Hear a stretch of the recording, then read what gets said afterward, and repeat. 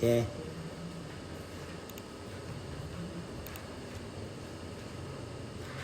มาเบิ่งนะ โอเคพอดี106นี้บอกว่าอย่างสิ่งนี้ยังมีความหมายพิสิทธาตามยังพิสิทธาตามยังคล้ายกันปะสิ่งนี้มีความหมายคล้ายกันนะปบตามยังปบตาปบตามยังเลือกหรือว่าถอนบ่คล้ายกันครับตัวใดสี่คำนี้มันมีความหมายคล้ายกันครับตัวใดพอดีสี่บ่ไม่บ่มีความหมายคล้ายกันคือกันครับตัวใดนะหนึ่งเปตานี่มีความหมายว่าลบหรือว่าถอนออกนะเห็นบ่ปบตาเปตาคือกันมันนี่มามึงตัวรู้มั้ยเนี่ยนี่นี่ทีนี้มีความหมายพันเดหมายแม่งกูนข้ามกันทอตานี่มีความหมายอย่างทอตาทอตามีความหมายอย่างไร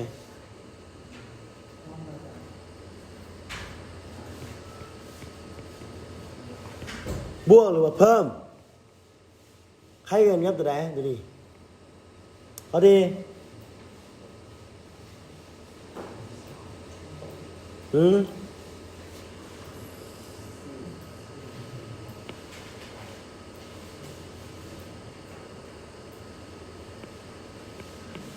ลดลงนะลดลงหรือพรลงนะทอยตาเพิ่มขึ้นเมียง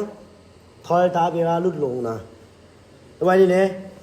สิ่งที่มีความหมายคล้ายคือกันถ้าตัวตาที่มีความหมายคล้ายกันเนี่ยตัวไหนถ้าตัวตาถ้าตัวตาที่มีความหมายคล้ายกันเนี่ยตัวไหน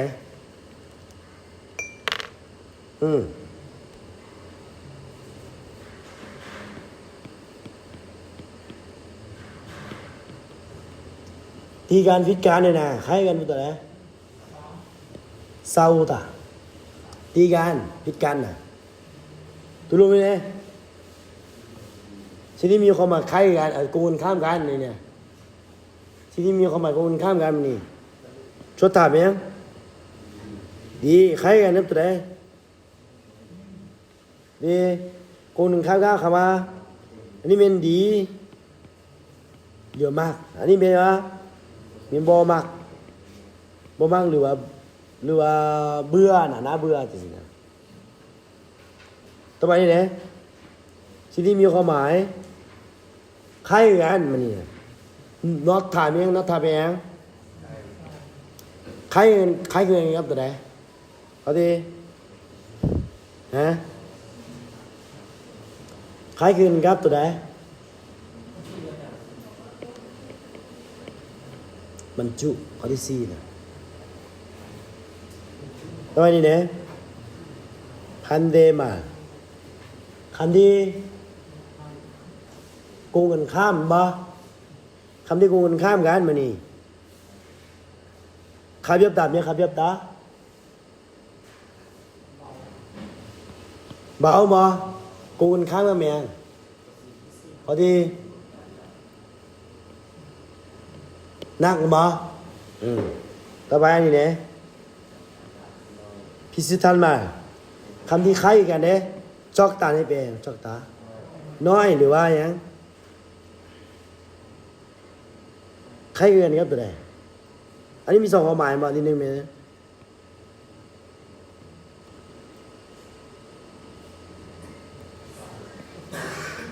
เห็นปะจอกตานี่ก็เป๊ะเขียนกันจอกตานะถ้าเป็นคำคุณนามมันจะแปลว่าน้อยถ้าเป็นคำกรรมะมันจะแปลว่าเขียนนี่เลยพันเดมาเป็นคำกูกันข้ามกันเฮียจิตามีเฮียจิตาkawanจากกันเลิกกันแต่ว่าถ้ามาเป็นหมู่กันมาพบกันจากกันมีบ่ถ้ามาเป็นแฟนกันเมียคบกันแล้วก็เมียเลิกกัน hayว่า 헤어지다 ข้อที่กูกันข้ามเขาพบกันบ่นี่เด้คันเดมาเด้คำที่คล้ายกันเด้คนละมาตอนนี้คล้ายกันกับตัวใดคนละมาตาคนละมาตาคนละมาตานี้เป็นยัง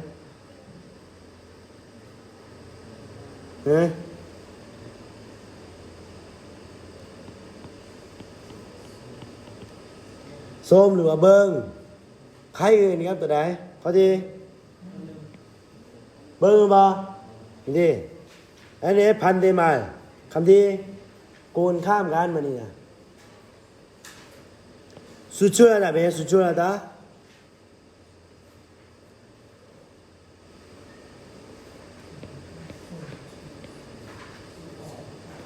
ส่งออกบ่โกนข้ามว่าตัวไหนส่งออกนะ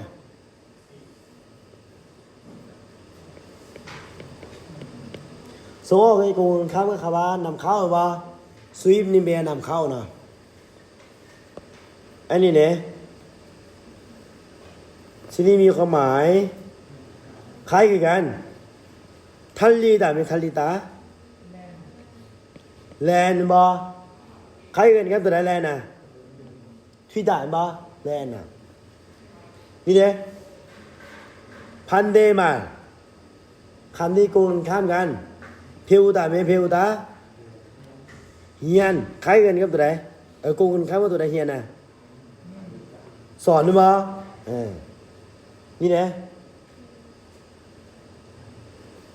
อันนี้ว่าที่นี่มีความหมายคล้ายกันนะพายเจ้าหน้าตาเป็นพายเจ้าหน้าตา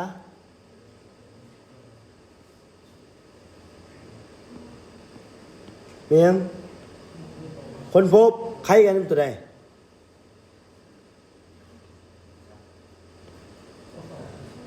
ซ่องบ่ซ่องนี่ถ้าเป็นซ่องละแต่ถ้าในกรณีที่ว่ามันเป็นอดีตนะชาจัตตะนะชาจัตซอยเวลานี้ยังมีความหมายพบแล้วนะใช่ปะคนพบหรือพบแล้วคือกันหรือเปล่าเห็นดิต่อไปนั้นทีนี้ที่นี่มีความหมายเมียงกูนข้ามกันทอรับตาเมียงทอรับตาเพื่อนกูนข้ามกันตัวไหนเพื่อนนะดีสะอาดมานี่เนี่ยพิซิตันมาเห็นไหม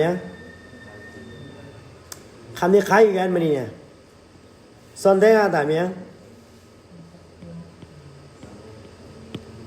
เรื่องมาคล้ายกันตัวไหนข้อที่เรือนะทุเรศพันเดมาเห็นไหมคำที่โกนข้ามกันที่เราตาเป็นที่เราตาเข้ามาโกนข้ามมาตัวไหนเข้ามานะออกไปนี่เด้คำที่คล้ายกันโฮโกอาตาเมียรายงานคล้ายกันครับตัวใดนี่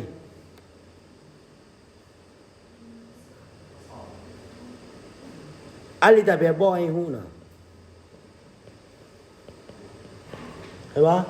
รายงานเรื่องบอกให้หูกันปะเห็นดิต่อไปนี่เนี่ย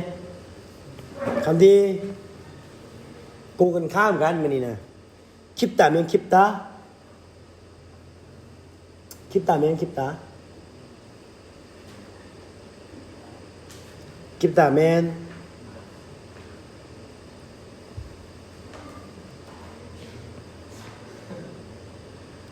เลิกนี่ใครกันครับตัวใดเลิกนะกูกันข้ามว่าตัวใดเลิกนี่กูกันข้ามว่าตัวใดยาวกว้างบางตื้นนี่ยัตตาให้ว่าคลิปตามันเลิกยัตตาไปวะยัตตามันเป็นตื้นนะต ต่อไปนี่เนี่ยที่นี่มีความหมายคล้ายกันชอดียาตาชอดียาเปียตาเป็นยังจัดการนะข้อที่สามคือ offset ตามนี้คล้ายคือจัดการให้บ่มีนะให้หายไปนะไอ้บอที่นี่มีความหมายคงกันข้ามกันได้เมนมันด่าไหมฮะคงกันข้ามกันตัวไหนหนึ่งหรือสองสองหรือหนึ่งหนึ่งหนึ่งนี่หมายถึงปริมาณน้อยบ่น้อยนะตัวนี้นะตัวนี้เมนใช่แต่เมนตัวนี้เมนคงกันข้ามกันอย่างตัวนี้นะคือต่างบ่ให้หนึ่งถึงจะต่อไปนี่เนี่ยคำที่ยังไพ่กันมันเนี่ยช่วยตันหาตัดไหมยังฮะตัดนี่ใครกันตัวใดจะได้ตายมาตันอ่ะพันเดมาคำที่กูนข้ามกันเนี่ยนี่อิบตัดไหมยังนุ่งนี่ใครกันตัวใดพอดตาเก๋ไอ้เนี่ยคำที่ใครกันนี่ชักตัวตาไปยังสตาร์ทหรือว่าเดินเครื่องหรือว่าสายเครื่องหรือว่าขับเครื่องข้อที่ถึงนี่ใครกันตัวไหนสี่ขับมันบ่ชักตัวตาก็อุ่นจนไหนมีคนมาใครกันนะไอ้เนี่ยพันเดมาคำสั่งที่โกงกันข้ามกันมานี่พูดเพียนาตานี่โกงข้ามว่าตัวไหนพูดเพียนหาตาโกงข้ามกันแมงเพียนาตาอันนี้เป็นบสะดวกอันนี้เด้ดัวอันนี้เด้คดีใครกันเด้ชีจ้างกันตานี่ใครกันตัวชีจ้างกันตาเป็นยังผลิตใครกันตัวไหนเฮ็ดหรือว่าผลิตบ่มันติดตานะ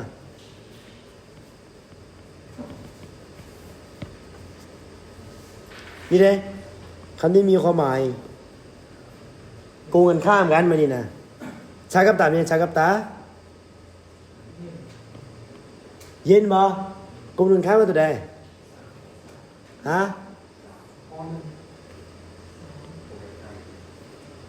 หนึ่งบ่พอด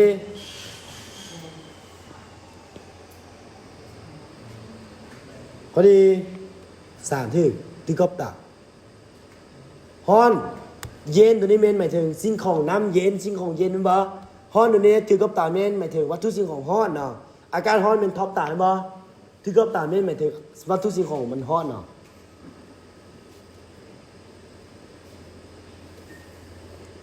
อันนี้คำที่คล้ายกันนะคอนโซลแต่มีคอนโซลอะไรต่อ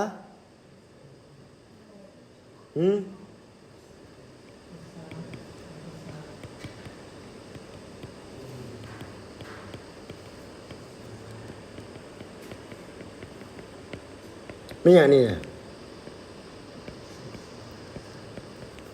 ก่อสร้างบ่คอนโซลตาของซาตาคอนชูคาตาคือกันก่อสร้างข้อดี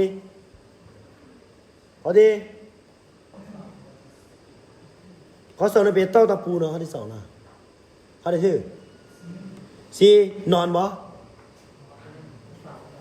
สามเกตอะไรเปียคุดนะคุดมันด่างคุดมันต้นนะข้อที่ง่ายบ่ปะนี่จิตตาเด้เอาเขียนนะเด้ชีวิตจิตตาเด้สร้างเฮือนน่ะนะสร้างเฮือนนี่ก็สร้างมันก็คือกันบ่ไม่ได้ใครอยู่กันอันนี้นะพันเดมาไหมพันเดมาฮะปูนข้ามนอนนบตาเมียงสูงก็จ่อเขาอะไรที่สูงปูนข้ามมาเมียงเขาที่ สูงกูกันข้ามกับต่ำเป็นบ่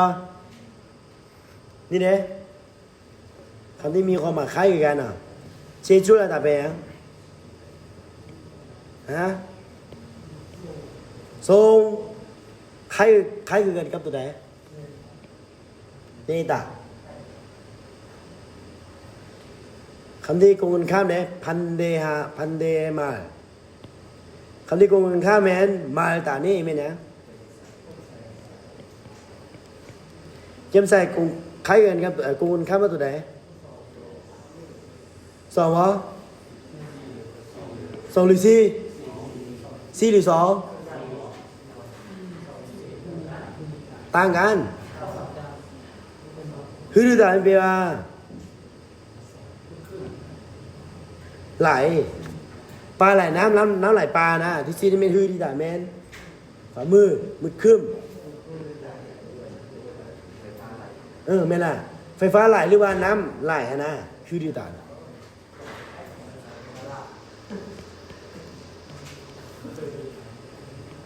คำสั่งดีคล้ายกันเนี่ยห้างสร้างมียังคล้ายกันตัวไหน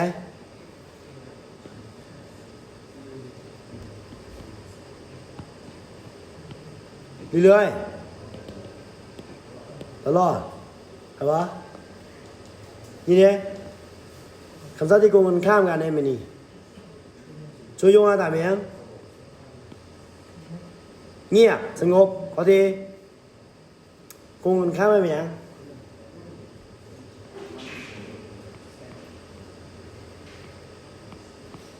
วนเซลมานานหรือว่าวนเซลนะเขาที่ไหนคำที่มียัง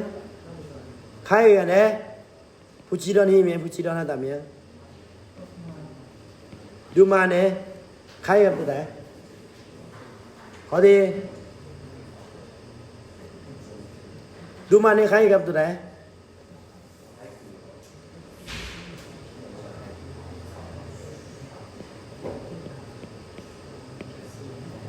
เฮ็ดเยียกอย่างดูมันเฮ็ดเยียกอย่างตั้งใจคือกันดูมันสิ่งนี้มีความหมายตรงกันข้ามกันได้ไหมน้อยแต่เมียงไซเป็นน็อตทานี่เป็นกว้างนี่กูคุณข้ามมาเป็นกว้างนะเขาดีจบตาแค่สุดท้ายที่นี่มีความหมายคล้ายกันมันนี่นะอีเจเป็นอีเจ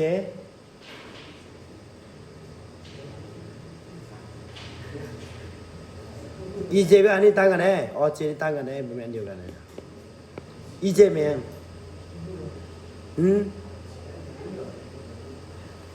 เมื่อวานมื่นปีหน้าอีเจนี่แปลว่าเดี๋ยวนี้